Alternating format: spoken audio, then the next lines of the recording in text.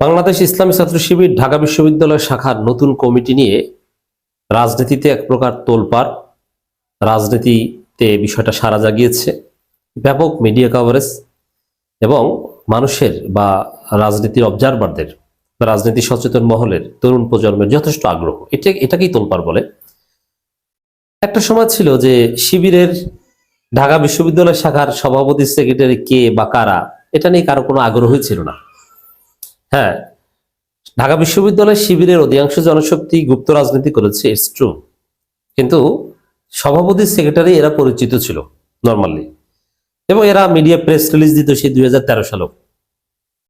অর্থাৎ সভাপতি সেক্রেটারি এরা যে ফুল গোপন ছিল বিষয়টা এরকম নয়, দুই একটা কমিটি ছিল এরকম, কিন্তু কারো কোনো আগ্রহ কিন্তু ছিল না। এখন ধরে নিলাম যে ঢাবি শিবির গুপ্ত ছিল, কিন্তু যারা জানতো জামাত বা শিবিরের লোকজন তারা তো জানতো, তাদের মধ্যেও এটা নিয়ে কোনো আগ্রহ ছিল না যে ঢাবি শিবিরের সভাপতি এবার কে হয়েছে, সেক্রেটারি কে হয়েছে। জামাত নেতাদের আগ্রহ ছিল না। কেন ছিল না?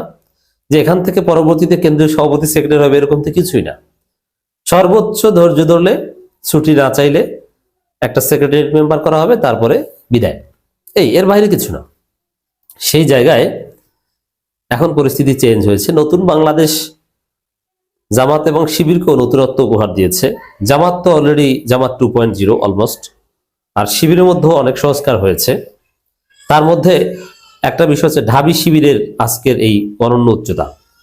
ঢাকা বিশ্ববিদ্যালয় শিবির কি করে, কে সভাপতি, কে সেক্রেটারি, পুরো জাতির দৃষ্টি থাকে সেদিকে। কারণ ঢাকা বিশ্ববিদ্যালয় শিবিরই হচ্ছে পরবর্তীতে কেন্দ্রীয় শিবির।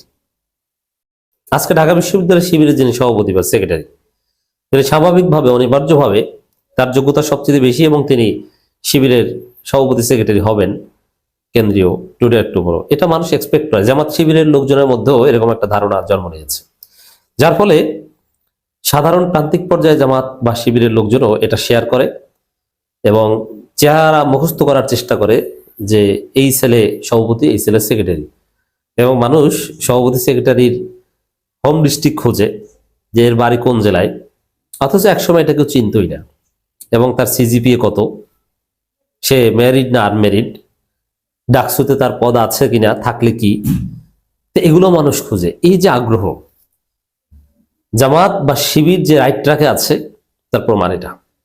কারণ ঢাকা বিশ্ববিদ্যালয়ে ভিত্তিক ছাত্র সংগঠন না হলে তারা কখনো ক্ষমতাসীন দলের পারফেক্ট ছাত্র সংগঠন হয়ে উঠতে পারবে না।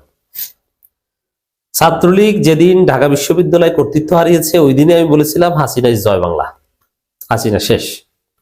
একটা পর্যায়ে দেখেছেন।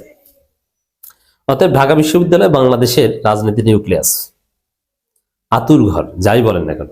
এই জায়গায় যারা শক্তিশালী অবস্থান ধরে রাখতে না পারবে, আমি বলছি না যে আধিপত্য বা দখল না, ঢাকা বিশ্ববিদ্যালয় এখন কারো দখলে নেই। ঢাকা বিশ্ববিদ্যালয় এখন আইন অনুযায়ী চলে, নিয়ম অনুযায়ী চলে, সবার জন্য সমান সুবিধা, আমরা এটাই চাই।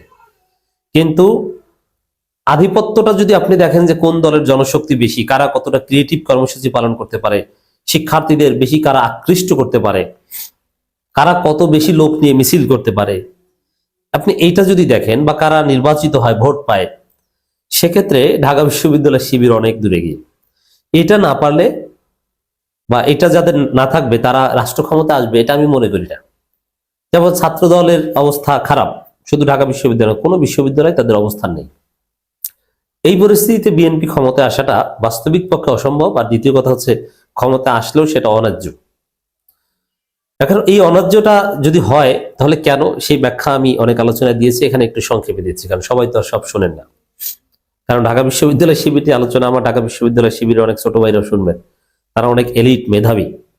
আমাদের অন্যান্য সব আলোচনা তাদের শোনা উচিত নয়, কারণ এটা প্রান্তিক পর্যায়ের সাধারণ জনগণের জন্য আমরা বলি।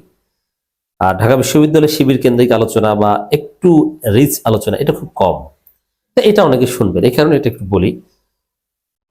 আওয়ামী লীগ পালিয়ে যাওয়ার পর কিছুটা হলো রাজনৈতিক শূন্যতা আছে, এতে কোনো সন্দেহ নেই, এবং এই শূন্যতাটা স্বাভাবিক এবং এটা মেনে নিতে হবে। তো এর ফলে একটা ঘটনা ঘটবে আগামী নির্বাচনে, যে বিএনপির অনেক অযোগ্য প্রার্থী অথবা অজনপ্রিয় প্রার্থী তারা নির্বাচিত হবে, যেটা হওয়া উচিত নয়। কেন নির্বাচিত হবে? জনগণ ক্ষুব্ধ, জনগণ ভোট দিতে চায় না, তারপরে সে হয়ে যাবে। কারণ জামাতের প্রার্থী বেশি অযোগ্য, জামাতের প্রার্থী জামাতের উপর জনগণের যে সমর্থন আছে সেই সমর্থনটা ব্যালট বক্স পর্যন্ত আনারই দক্ষতা রাখে না, যার ফলে বিএনপির প্রার্থী স্বল্প জনপ্রিয়তা নিয়ে, স্বল্প সমর্থন নিয়ে নির্বাচিত হয়ে যাবে।